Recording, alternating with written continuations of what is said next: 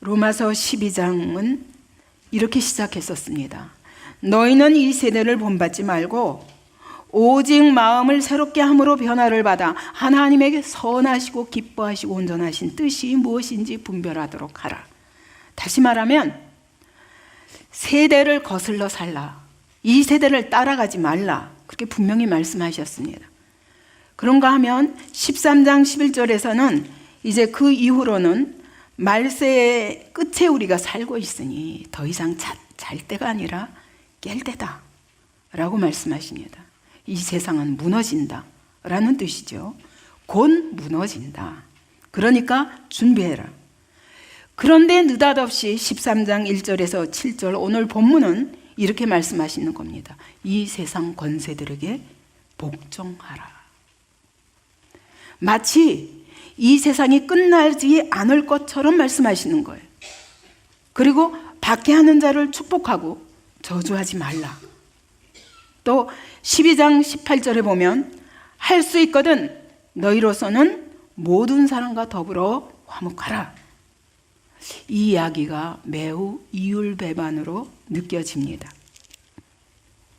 그런데 그러면 이 이율배반되는 이야기를 어떤 뜻으로 하시는 것인가?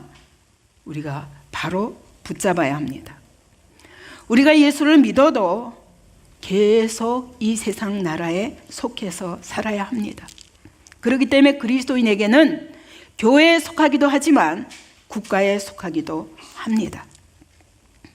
근데 이 두 가지 중 하나도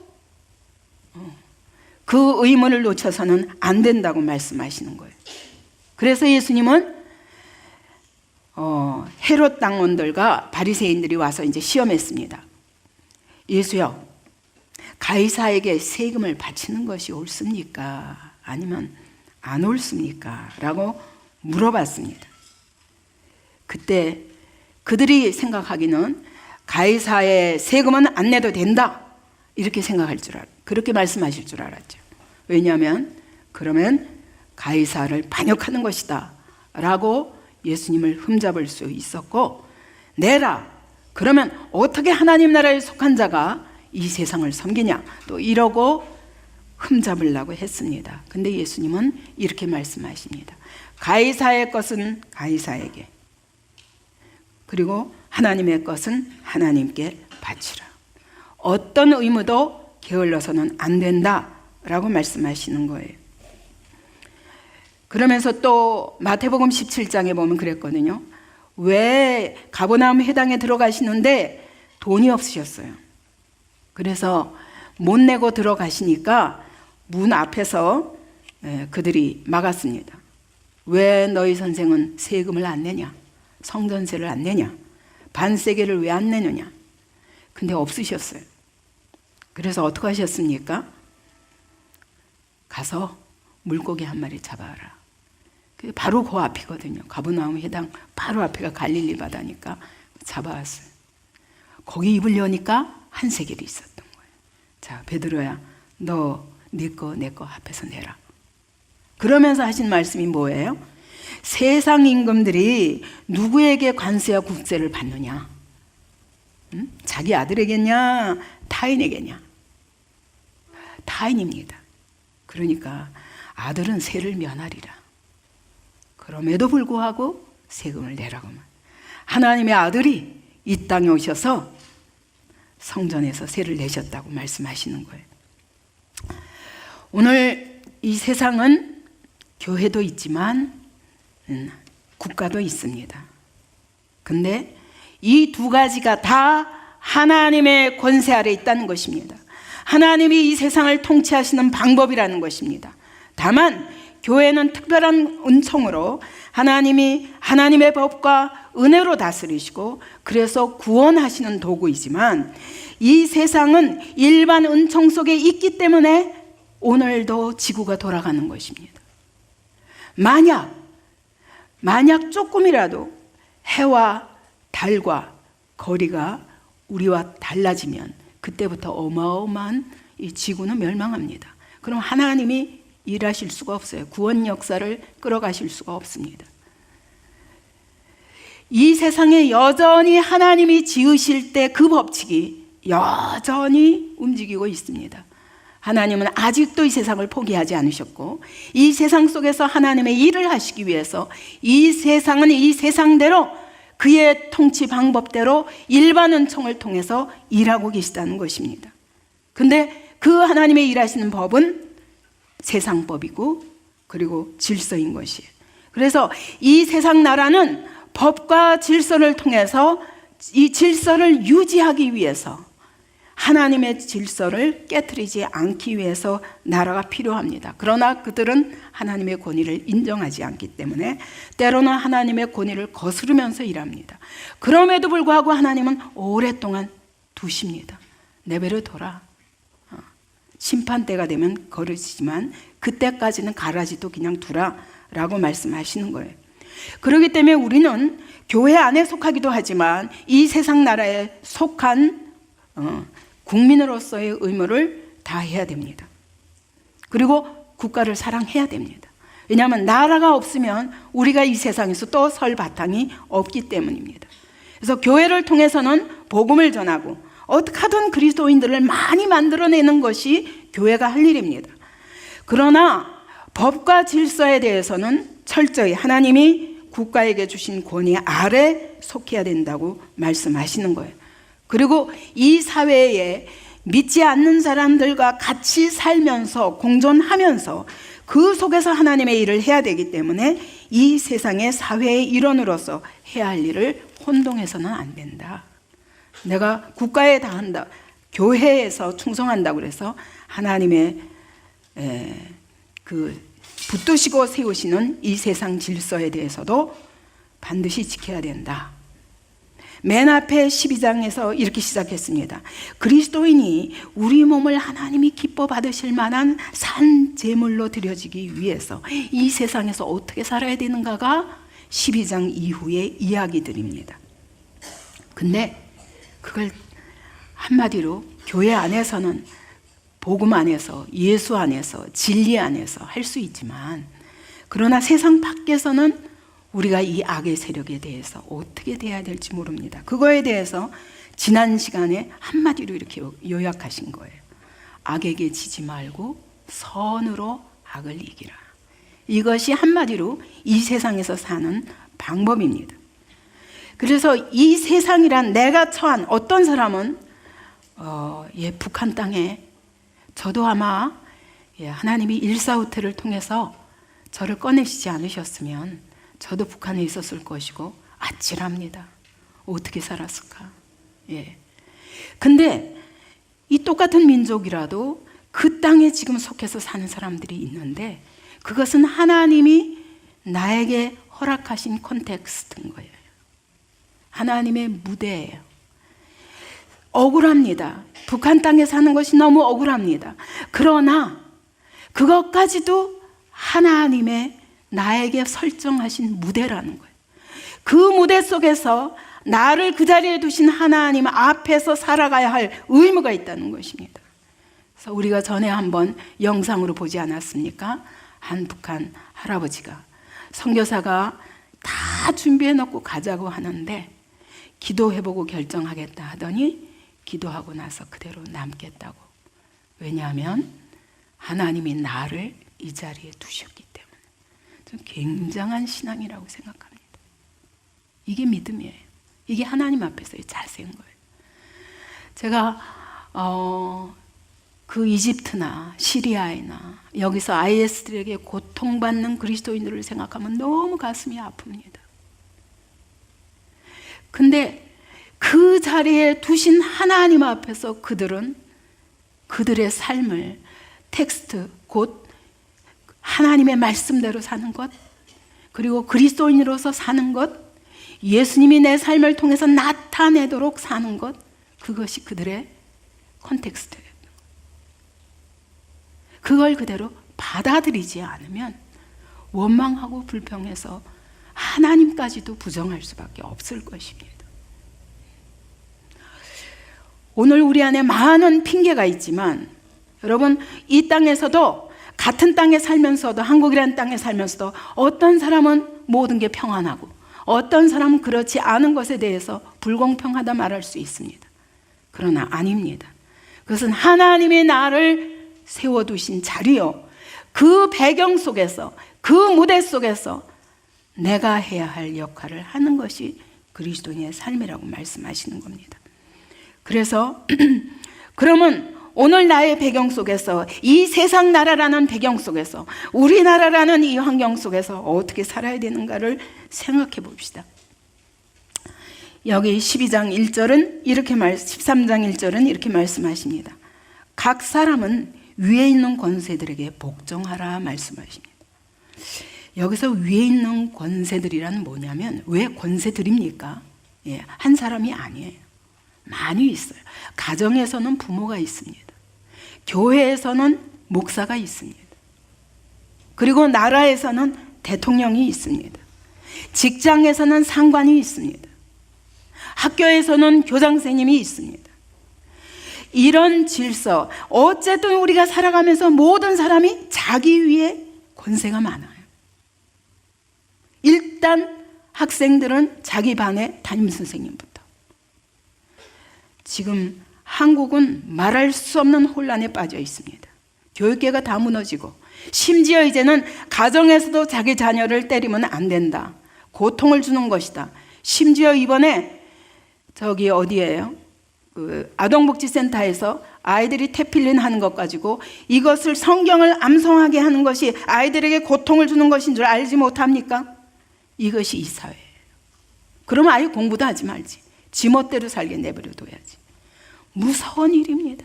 지금 하나님의 권세를 거부하면서 완전히 세상은 지금 타락으로 떨어지고 있습니다. 이제 가정의 질서도 잡을 수가 없어요. 부모가 자녀들을 마음대로 징계할 수 없어요. 근데 성경은 말씀하십니다. 채찍으로 때려라. 징계를 받지 아니하면 이 자녀를 사랑하는 것이 아니라 그랬어요. 왜 그러냐면 전제가 다른 거예요. 우리는 날 때부터 죄인이기 때문에. 이 죄를 다스려주지 않으면 바로 그 죄가 자기 인생을 불행하게 한다는 전제가 다른 거예요.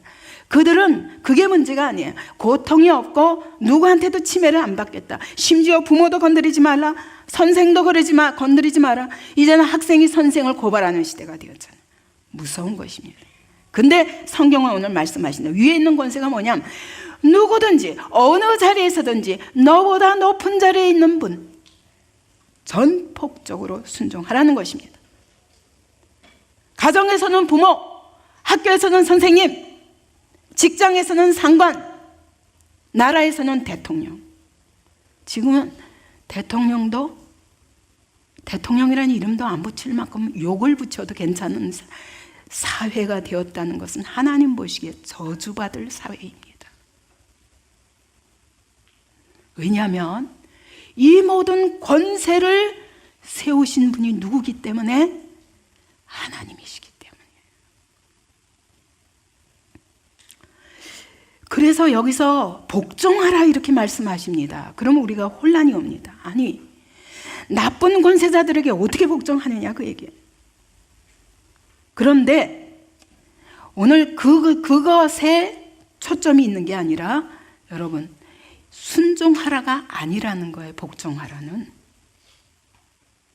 순종하는 것은 무조건 따라가는 거예요. 따르라 하시지도 않았어요. 복종하라 그랬어요. 권세에 복종하라는 거예요. 그러니까 여러분, 바울 생각납니까? 사도행전에서 바울이 대제사장이, 저 사람이 그냥 평복을 입고 있으니까 대제사장인 줄 몰랐어요. 그래가지고 네가 누군데 나한테, 내가 율법을 범한 적이 없는데 왜 내 입을 치라 하느냐, 명하느냐 라고 했어요. 그랬더니 네가 대제사장인 줄 모르고 달려드느냐. 그러니까 죄송하다, 난 대제사장인 줄 몰랐다, 그건 사과한다 라고 금방 복종하는 게, 이게 바로 복종입니다. 여러분, 그 말이 옳은 건 아니에요.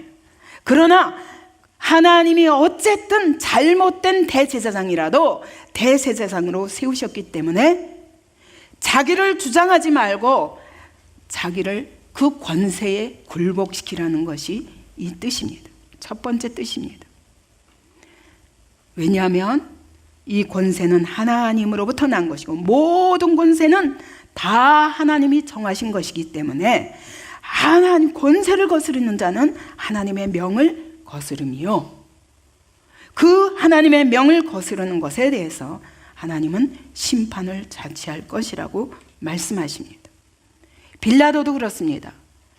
그가 권세를 받았는데 권세를 잘못 사용했어요. 그래서 하나님의 아들이신 예수 그리스도를 십자가에 못 박는 일을 자기 권세 가지고 이게 옳지 않다는 거 알면서도 자기의 유익을 위해서, 자기 권세를 유지하기 위해서 그렇게 했습니다. 그런데도 예수님은 복종하셨습니다. 그랬을 뿐만 아니라 그것이 바로 하나님의 구원을 이루는 그런 도구가 되었습니다. 바벨론의 느부갓네살 왕도 마찬가지입니다. 그가 예루살렘 성전에 쳐들어와서 예루살렘 성을 다 엎어버리고 예루살렘 성을 불살라버렸습니다. 그런데 하나님은 말씀하십니다. 내가 그를 사용했다. 어떻게? 이스라엘을 징계하는 막대기로 썼다 라고 말씀하시는. 우리가 해야 할 일은 권세들에게 복종하는 것입니다. 근데 마귀는 그걸 가만히 내버려 두지 않습니다. 이 권세를 받으면 능력을 받고 힘이 생깁니다. 그렇기 때문에 마귀가 이걸 이용하는 거예요. 그래서 하는 일이 뭐냐? 권위자들에게 와서 이럽니다. 너 자신을 위해서 써. 그 권세를 너 자신을 위해서 써. 이러면서 자기 권세로 생각하는 거예요. 하나님이 내게 맡겨주신 권세가 아니라 자기 권세로 생각하기 때문에 권위주의로 이 권세를 남용하게 되는 것입니다. 그런데 그렇다 할지라도 이 권세자가 타락했습니다. 이 타락한 독재자를 도무지 견딜 수 없어가지고 그래서 투쟁하고 화염병을 던지고 데모를 하고 모든 길을 막아서고 모든 질서를 막 파괴시켜가면서 이것이 오늘 우리나라입니다. 그렇게 해서 새 지도자를 세웁니다. 근데 여러분 몇 년 안 가면 또 똑같은 일이 일어나는 거예요. 왜냐? 그렇게 날 때부터 죄인이 어떤 자리에 처음에 어떤 마음으로 섰다 할지라도 다시 그 자리에 서면 또다시 진리와 하나님 두려운 줄 모르는 사람은 똑같은 자리에 놓일 수밖에 없어서 그러면 어떻게 합니까? 또 끌어내립니다. 또 바꿉니다. 또 바꿉니다. 여러분 우리나라가 바로 그런 경우 아닙니까? 수없이 바꿉니다. 바꾸어도 실망하고 바꾸어도 실망하고. 그런데 여러분 여기서 달라진 것이 있습니다. 한 번 질서를 끌어내리고 하나님이 세우신 권위를 끌어내리고 나면 그 다음에는 이 마음이 완전히 폐역해져서요, 내가 하나님 자리에 서서 모든 걸 끌어내리려고 합니다. 어떤 권세도 인정하지 않습니다. 모든 권위를 거부하고 나면 악순환이 계속됩니다. 결국 우리나라 사람들은 대통령이고 뭐고 이 땅의 주인이 따로 없어요. 그러다 보니까 때로는 김일성을 찬양하고 김정일을 찬양하고 이렇게 해도 국가적으로 이것을 어떻게 잡을 길이 없는 나라가 되었습니다. 그러므로 이 나라가 지금 누구를 위한 나라인지 누가 진정한 통치자인지 알 수 없을 만큼 혼돈 가운데 빠져 있습니다. 여러분 이게 바로 심판이에요.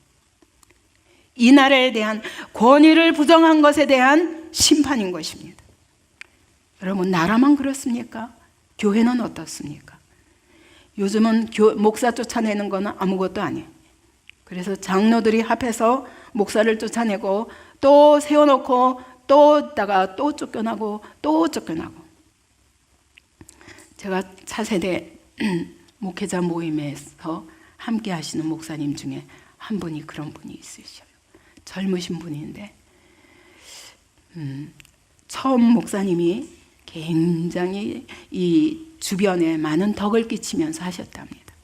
그러니 그 다음 후임자가 오시는데 마음에 안 드는 거예요, 성도들이. 그래서 또 쫓겨나고 또 쫓겨나고 또 쫓겨나고 여러 번 그러다가 자기가 들어왔는데 지금 3년이 되었다고. 늘 긴장하고 있으시더라고요. 다행히 그 목사님은 너무 성실하게 하나님 앞에 해보고자 하시는 분이지만, 여러분, 이런 교회가 가지는 그 어려움은 무엇입니까? 그러면서 말할 수 없이 성도들이 방황하게 되는 거예요. 오늘날 하나님의 교회까지도 하나님의 권위가 무너져 가고 있습니다. 그리고 어떤 목사님도 인정하지 않습니다. 믿지 않습니다. 그 얘기는 그 입에서 나오는 말씀을 안 믿기 때문에 결국 하나님의 말씀을 거부하게 됩니다. 자기가 경험한 것, 자기가 생각하는 것, 자기 이론으로 주장합니다. 이러면서 하나님의 교회를 무너뜨릴 뿐만 아니라 하나님의 나라를 무너뜨리고 있습니다. 왜냐하면 이러면서 세상의 조롱을 받게 된 것이 오늘 한국교회가 아닙니까? 지금 큰 교회, 한 교회가 계속 갈등을 느끼고 있죠. 그리고 성도들끼리 싸우고 있습니다. 제가 그 교회에서 떨어져 나와서 여기저기 다니면서 예배할 곳이 없으니까 방황하는 사람들의 얘기를 들었습니다. 그들이 열몇 명이 모여가 처음에는 한 5, 60명 모였다가 점점 줄어서 한 30명 됐다가 지금은 한 15명 됐다고 합니다. 근데 계속 목사들을 갈아치는 거예요. 한 달에 한 번씩 바꿉니다. 설교사를. 그리고 시험하는 것입니다. 제가 너무 가슴 아프더라고요. 저 결과는 뻔한 것입니다. 그 성도들이 아무리 똑똑하고 아무리 뜨거운 신앙을 가진다 할지라도 그 결국은 뻔한 것입니다. 여러분, 이것이 오늘날 이 세대입니다. 포스트 모더니즘이라는 세대입니다.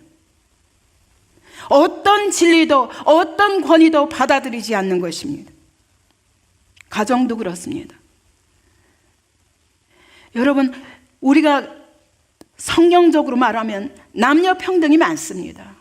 그러나 한국이라는 질서 안에서 어차피 가정의 머리가 또 하나님이 남편이라고 세우셨으면 여러분, 가정 안에서 이것이 존중이 될 때 행복한 가정이 될 수 있습니다. 아무리 파괴적인 남편이라도. 그런데 이것을 못 견뎌가지고 계속 이혼하면 또 다른 불행, 또 다른 불행, 결국은 그 자녀들에게도 말할 수 없는 불행과 아픔을 갖다 주게 되는 것입니다. 여러분, 지도자가 실수할 수 있습니다. 그러면 그 잘못을 고치면 됩니다. 그러나 지도자의 권위를 무너뜨리고 나면 그 권위는 다시 회복되지 않습니다. 그 교회 안에서도 그 나라 안에서도 그렇습니다. 우리가 근본적으로 권위에 대한 냉소주의적인 그런 태도를 갖고 있는 것에 대해서 하나님이 복종하라 라고 말씀하시는 겁니다. 위에 있는 권세를 끌어내리지 말라. 네가 하나님을 끌어내리겠느냐? 하나님이 세우신 질서 무너뜨리지 말라. 하나님이 세우신 권위를 존중할 때 거기서부터 하나님의 은혜가 흘러나오는 거예요. 거기서부터 하나님의 말씀과 진리가 내 안에 세워지는 것입니다. 그래서 권위자를 존경하고 권위자를 사랑하고 권위자를 위해서 기도해야 됩니다. 다윗을 보세요. 사울을 권위자로 받아들일 수 있습니까? 없습니다. 2번이나 죽일 수 있는 기회가 있어서 죽이라고 옆에서 많은 동료들이 그랬지만 그것을 거절함으로 10수년을 고생을 합니다. 그러나 그는 사울이라는 사람을 존경한 것이 아니라 사울에게 기름 부으신 하나님을 존경하고 경외하는 것입니다. 이게 신앙인의 태도라고 오늘 본문은 말씀하시는 것입니다. 그래서 이 권위자를 세우고 그를 위하여 기도하고 나를 핍박할 때라도 그를 축복하고 하는 것이 바로 이 세상을 살리시는 하나님의 방법이라고 말씀하시는 것입니다. 여러분, 비뚤어진 권위가 많습니다. 왜냐하면 하나님을 똑바로 알아야 이 권위를 바로 쓰죠.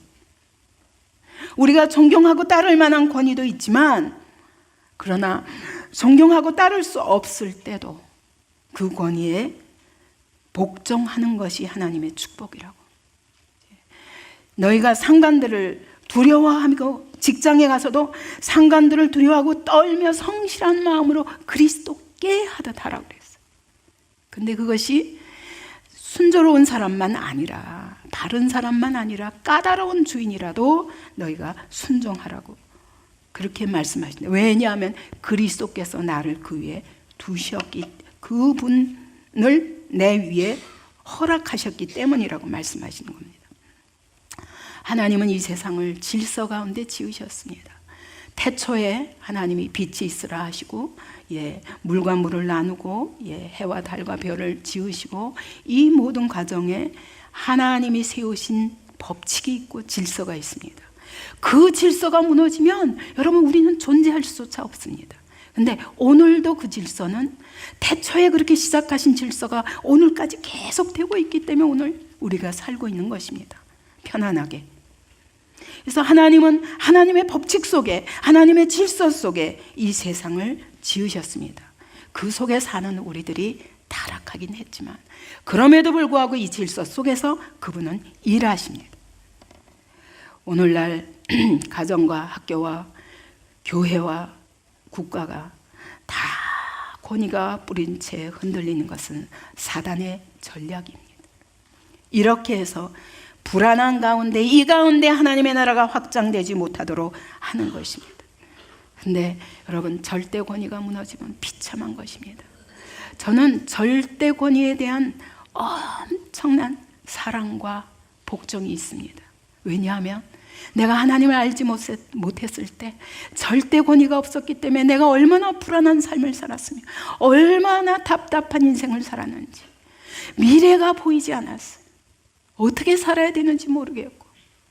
근데 하나님을 만났을 때, 절대 권위를 만났을 때, 절대적인 하나님의 말씀의 진리의 가치를 알았을 때, 그때 비로소 안심이 되고 내가 이렇게 살기만 하면 되는구나. 그것이 나에게 어마어마한 평안과 행복을 가져다 준다는 걸 저는 누구보다 잘 압니다.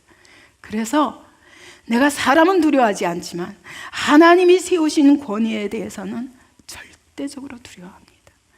제가 20개 가까운 교회를 세웠을 때 얼마나 목사님들과 갈등이 많았겠습니까? 두 사람도 아니고, 많은 성도가 아니라 전혀 성도가 없는 중에 있을 적에는 갈등이 없습니다. 근데 성도가 생기면 갈등이 생기더라고요.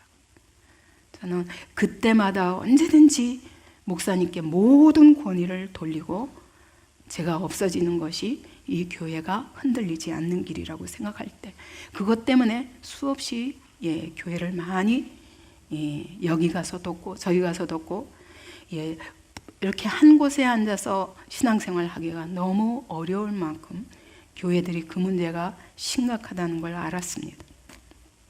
저는 두려워합니다.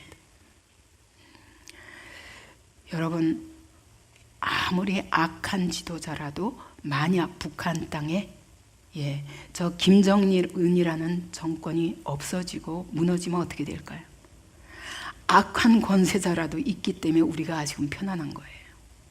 편안하다는 게 우리가 이걸 준비하기 위한 것이죠. 그런데 여러분, 만약 저 악한 지도자라도 무너지면 어떻게 될까요? 난리 나요. 그날부터 이 모든 것이 우리의 짐이 될 것이고 지금보다 훨씬 더 무서운 사회가 될 것입니다. 물론 과정이 있어서 변하겠죠. 차츰차츰. 그래서 이런 말이 있습니다. 지도자가 없는 것보다 악한 지도자라도 있는 게 낫다. 이게 하나님의 방법이라고 말씀하시는 거예요. 마귀는 끊임없이 이렇게 해서 질서를 통해서 우리를 하나님의 권위에 거역하게 만들고 그것이 우리에게 저주가 되고 심판이 되도록 하는 것이 마귀의 방법입니다. 그런데 권위자가 그렇다면 또 권위 밑에 있는 자들에게 또 다른 사단의 유혹이 있습니다. 그게 뭐냐? 권위자 끌어내려라. 네가 어떻게 저런 사람을 존경할 수 있냐? 권위? 저 주제에 뭘 주장하느냐? 나한테 아무것도 주장하지 말라. 사람들이 다 죄인이기 때문에 지도자라도 허물이 있습니다. 허물이 많습니다. 앞에 나설수록 허물이 더 잘 보입니다. 그러나 여러분, 그것이 마귀의 계계라는 걸 잊지 마시기 바랍니다. 입으로 하나님의 교회와 입으로 하나님의 말씀을 부인하는 일을 함부로 하지 마시기 바랍니다. 이것이 바로 하나님을 끌어내려서 하나님을 대적하는 것으로 하나님은 보신다는 사실을 기억해야만 됩니다. 그러므로 모든 권위가 회복돼야 됩니다. 우리가 정치 지도자의 말 어떻게 신뢰할 수 있습니까? 다 이렇게도 저렇게도 거기에 뭐가 또 다른 계략이 있다는 걸 우리는 이제 다 압니다. 그러나 여러분, 이 나라가 질서를 회복하기 위해서 여러분, 우리가 뽑은 대통령을 존경해야 되고, 우리가 세운 이 국가의 행정부를 신뢰해야 됩니다. 그렇게 하지 않으면 그것이 나를 무너뜨리는 것이요, 이 사회가 심판받는 길입니다. 여러분, 우리의 사회가 심판을 받으면 나는 거기서 제외됩니까? 아닙니다. 그래서 교회도 여러분이 아무렇게나 비판할 수 있습니다. 그러나 그렇게 해서 질서를 무너뜨릴 때 여러분 자신이 영적으로 방황하게 된다는 사실을 기억해야 됩니다. 우리가 이것들을 하나님 앞에 지키기 위해서 권위자도 하나님 앞에서, 또 권위 밑에 있는 자도 하나님 앞에서, 말씀 안에서, 예수 그리스도 앞에서 기도로 돌아가야만 됩니다. 이것이 서로 사는 길이요, 이 사회를 하나님의 영광스러운 나라로 세우는 일에 힘있게 쓰임받는 우리의 신앙생활이 될 수 있는 것입니다. 자, 첫째, 모든 권위에게 순복하라고 그랬습니다. 우리는 이 사람에게는 순종하고 이 사람에게는 순종할 수 없고, 내가 존경할 수 있기 때문이 아니라 존경할 수 없어도 그렇게 모든 권위에게 순복하라는 것, 첫째입니다. 복종하라는 것이, 그 권위를 하나님이 세우신 걸 인정하라는 것입니다. 그리고 이 모든 것이 거스를 때 심판을 피할 수 없다, 그렇게 말씀하시는데, 그러면 우리가 두려워집니다. 그러면 어떡하란 말이냐, 이 정말 순종할 수 없는 하나님을 거스르게 하는, 진리도 거스르게 하는 권위에 대해서는 어떻게 하냐, 그거에 대해서 이렇게 말씀하십니다. 4절에 3절부터 다스리는 자들은 선한 일에 대하여 두려움이 되지 않고 악한 일에 대하여 되나니, 내가 권세를 두려워하지 아니하려느냐, 선을 행하라, 그리하면 그에게 칭찬을 받으리라. 이게 무슨 말이냐면, 여러분, 네가 악을 행하지 않는 한 두려워하지 말라는 거예요, 권세를. 왜? 그건 하나님이 세우셨는데, 하나님이 권세를 세울 때 뭘 위해서 세우셨냐면 선을 위해서 세운 것이지 악을 위해 세운 것이 아니라는 거예요. 그래서 그는 하나님의 사역자가 되어 내게 선을 베푸는 자니라. 하나님이 우리에게 두신 모든 권세는 선을 베푸는 것입니다. 부모도 선을 베푸기 위한 것이고, 선생님도 선을 베푸기 위한 것이요, 여러분 직장도 선을 베푸기 위한 것이요, 나라의 권세도 교회도 선을 위한 것입니다. 그런데 선을 행하는 한 두려워하지 말라는 거예요. 내가 하나님의 뜻 안에 있느냐? 그러면 두려워하지 말라는 거예요, 그 권세를. 그래서 사실 악한 일에 대해서는 칼로, 공연히 칼을 가진 게 아니라 하나님의 사역자가 되어 악을 행하는 자에게 그 진노하심을 따라 보응하는 자니라. 이 악을 행하는 자를 심판하기 위해서 칼을 주셨다는 거예요. 그런데 네가 선을 행하는 한 두려워하지 말라. 그래서 성경에 보면, 여러분, 베드로가 공회에서 너 나가서 절대로 말씀 전하지 마, 예수에 대해서 전하지도 말고 말하지도 말라, 가르치지도 말라, 분명히 얘기했습니다. 그랬더니 뭐라고 그랬어요? 순종했습니까? 권세는 그가 복종하기 때문에 체포되어 가기도 하고 죽을 뻔한 위기도 넘깁니다. 그러나 사람보다 하나님을 순종하는 것이 옳으냐? 사람보다 하나님을 순종하는 것이 옳으니라. 내가 하나님보다 사람에게 순종하는 것이 옳으냐? 이렇게 이야기합니다.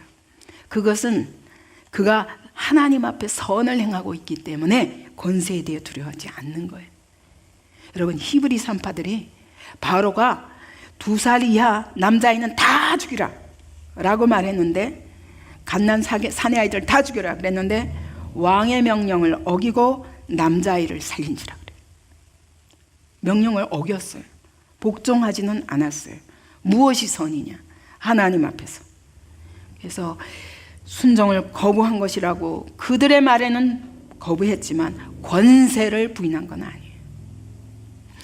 다리오 왕도 그랬습니다. 30일 동안 누구든지 아무 자기 신에게 절하는 자는 허용하지 않겠다. 그래서 사자굴에 집어넣으리라. 근데 다니엘이 어떻게 했어요? 30일 동안 변함없이, 아니 30일만 기다렸다가 할 수도 있잖아요. 그죠? 그리고 문 열지 말고 문을 닫아놓으면 좀 안 볼 수도 있잖아요. 근데 활짝 문을 열어놓고 결국 왕의 명령에 불순종한 것이 되었습니다. 그것 때문에 사자굴에 들어갔습니다. 이것은 권세를 불복종하는 것은 아니라는 거예요. 권세에 복종하나 그러나 두려워하지는 않았어요. 그리고 하나님의 선을 행하는 일에 두려워하지 않았어요. 그때 하나님께서 책임져 주시는 것입니다. 물론 이것 때문에 순교할 수도 있어요. 그러나 우리에겐 부활이 있습니다. 그래서 세상을 두려워하거나 세상 권세를 두려워하지 않을 수 있는 것입니다. 참된 권위는 오늘 13장 이 3절 4절에서 말씀하시는 것은, 참된 권위는 하나님의 사역자가 되어서 선행하는 자에게 보상해주고 악행하는 자에게 징계하는 것이 권위를 주신 하나님의 목적이라는 거예요. 이게 참된 권위를 사용하는 것이에요. 그렇기 때문에 권위를 사용하는 자도, 권위에 복종하는 자도 율법 때문이 아니라 양심 때문에, 내 마음속에 있는 하나님의 법 때문에 하나님 앞에서 이걸 지키라는 거예요. 그래서 가장 좋은 사회는 여러분, 이 세상 법이 두려워서가 아니라 내 안에 양심에 따라 그렇게 하나님을 두려워함으로 그렇게 지키는 것이 최고의 아름다운 순종이요, 그 사회가 가장 아름다운 사회입니다. 정말 이 나라가 그런 사회가 되기를 원합니다. 여러분, 그러려면 기도해야 돼요. 이제까지 수십 년 동안 계속 모든 권위를 부인하고 데모하고 뭐 하기만 하면, 동성애자도 마찬가지입니다. 이걸 이제는 주장하잖아요. 이거를 오히려 나쁘다 하는 사람을, 이것이 틀렸다 하나님의 말씀을 따라 말하는 자들이 잡혀가야 하는 시대가 되었어요. 이것은 완전히 이 땅에 절대 진리가 무너지고 있고 절대 권위를 무너뜨리는 세력이 완전히 이 세상을 장악하고 있는 것입니다. 이것이 마귀의 전략입니다. 여러분, 가장 좋은 사회는 우리의 양심이, 우리가 수많은 경험자들을 통해서 들었잖아요. 동성애의 결국이 어떻게 에이즈와 어떤 성병으로 인하여 어떻게 비참하게 죽어가는가. 그런데도 불구하고 그 양심을 거스르며 자기의 정욕을 따라 사는 것을 좋아하는 시대가 되었고, 그것이 이제는 옳다, 법으로까지 박수를 치는 그런 사회가 된 것에 대하여 우리는 이 사회 속에서 살아남으려면, 여러분, 하나님의 뜻대로 살아남으려면 목숨 걸고 기도해야 됩니다. 하나님이 이 나라를 바꿔주시고 이 사회를 바꿔주시고, 근데 무엇보다 여러분, 세상이 바뀌기 전에 내가 먼저 바뀌어야 됩니다. 하나님의 교회 안에 있는 사람들이 하나님을 두려워하고 하나님의 말씀을 두려워하며 그 권위 앞에 절대적으로 복종하며 사는 삶으로 인하여 어떤 행복과 어떤 아름다운 질서를 유지하는가, 이 세상에 보여줄 수 있어야 됩니다. 그런데 세상과 똑같은 가치 기준을 가지고 모든 교회의 권위까지도 끌어내린다면 우리는 설 곳이 없는 것입니다. 13장 6절 7절은 이렇게 말씀하십니다. 세금을 내는 문제까지 얘기합니다. 너희가 조세를 바치는 것도 이로 말미암음이라. 조세를 바치는 이유도 그들이 하나님의 일꾼이 되어 바로 이 일에 항상 힘쓰느니라. 그들이 이 정부가 하나님의 일꾼인 걸 인정한다는 거예요. 그렇기 때문에 하나님 앞에서 세금을 바쳐야 된다는 겁니다. 그래서 7절에 보면 모든 자에게 줄 것을 주되 그랬는데, 여러분, 이 준다는 것은 뭐냐면, 이 원어로는 빚을 갚는 것을 말합니다. 세금은 빚을 갚는 것입니다. 왜냐하면 하나님이 일꾼들을 정부에 세우셨습니다. 그들이 우리를 위해서 그 일을 하기 때문에, 하나님의 심부름꾼 노릇 하기 때문에 우리는 마땅히 줄 것을 줘야 된다. 그런 자세로 세금을 내라는 것입니다. 정말 이렇게 지도자를 존중하고 권위를 존중하고 존경하고 사랑하고 높이는 사회가 복된 사회입니다. 저는 전에 빌 게이츠와 워렌 버핏이 기자회견을 하는 걸 보고 깜짝 놀란 적이 있었어요. 국가는 어떻게 하든 이 세금을 조금 고정 세금을 해서 어떻게 하면 백성들의 그 세금을 조금 줄이는가라는 문제를 하기도 하고, 어떤 면에서는 어느 정도는 거쳐야 되기 때문에 고정 세금제를 하자. 그렇지 않으면 나라가 너무 불안한 거예요. 이제 미국도 많이 여러 가지로 지금 경제 사정이 안 좋고 하다 보니까 그랬는데, 그때 그분들을 기자회견을 했습니다. 근데 먼저 무슨 말을 하냐면 워렌 버핏이 이런 얘기를 합니다. 나는 고정세금을 반대한다 라고 했어요. 어떻게 세금을 일률화할 수 있느냐? 그렇게 되면 큰 부자만 이익을 받는다. 그러면서 빌 게이츠하고 둘이 앉아 있었는데, 빌 게이츠나 나나 우리들에게는 그들에게 매기는 세금이 이거는 아무것도 아니다. 아무것도 아니다. 우리 같은 부자에게 세금을 더 물려야 된다는 것입니다. 아직도 너무 낮다. 그러면서 내가 25년 전에 이 창업을 하고 이걸 세워갈 때 그때보다 지금 내가 내는 이자율이 훨씬 낮다. 그러면 나 같은 사람이 계속 더 큰 부자만 된다. 그러니까 국가가 부자 좋은 일을 하고 있는 것이다.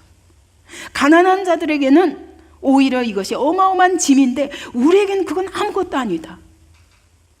그러므로 이런 불공평한 현실을 바꾸기 위해서 고정세금은 안 된다. 너무 멋있는, 진짜 부자 될 만한 사람이다 라고 생각했습니다. 빌 게이츠도 말합니다. 국가 예산에 대해서 이걸 감당하려면 부자들이 더 많은 세금을 부담해야 된다. 빌 게이츠와 워렌 버핏이 완전히 부자들에게 세금을 더 물려라 라고 주장하는 것으로 끝났습니다. 이런 나라가 잘 살 수밖에 없는 거예요. 그죠? 우리는 어떻습니까? 어떻게 하면 세금을 안 내는가? 근데 여러분, 이 세금이 하는 일이 뭡니까? 결국 우리 모두에게 돌아오는 것입니다. 그죠? 내가 낸 세금이 우리 국민 모두에게 골고루 가난한 자나 부자나 모두가 다 같이 잘 살 수 있는 길을 마련하는 게 바로 세금입니다. 그렇다면 나 개인이 중요한 게 아니라 우리 사회가 중요해야 됩니다.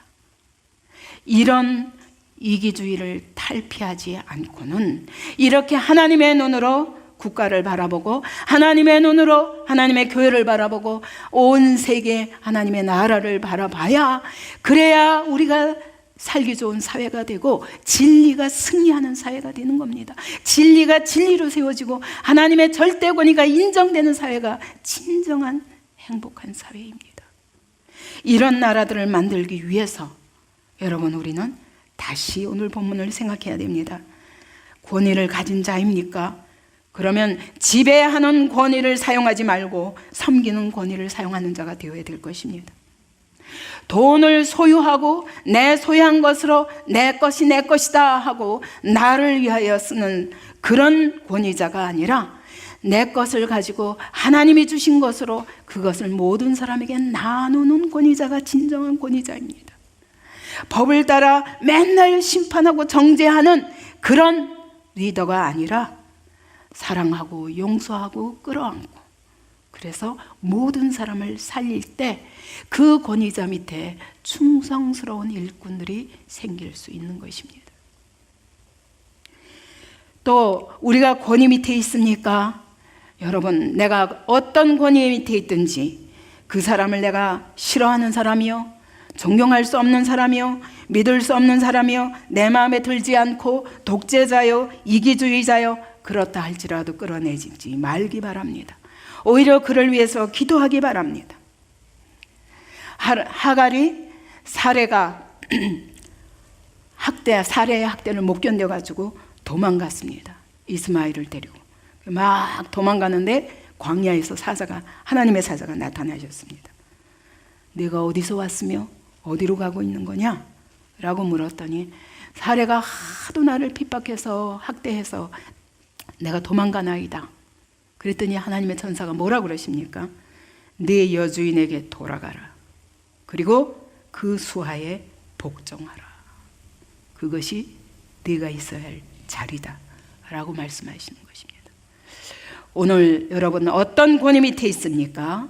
여러분이 때로 이해할 수 없는 권위라 할지라도, 때로 존경할 수 없는 권위라 할지라도, 내 마음에 들지 않는 권위라 할지라도 복종하시기 바랍니다. 왜냐하면 하나님이 그 위에 계시기 때문입니다. 그리고 하나님은 그 권세를 통해서 오늘도 질서를 그분이 잡아가시는 것입니다. 우리가 잡는 것이 아닙니다. 우리가 그 권위를 끌어내릴 때 내가 하나님 자리에 서는 것입니다. 그로 말미암아 내 삶의 심판이 임할 것입니다.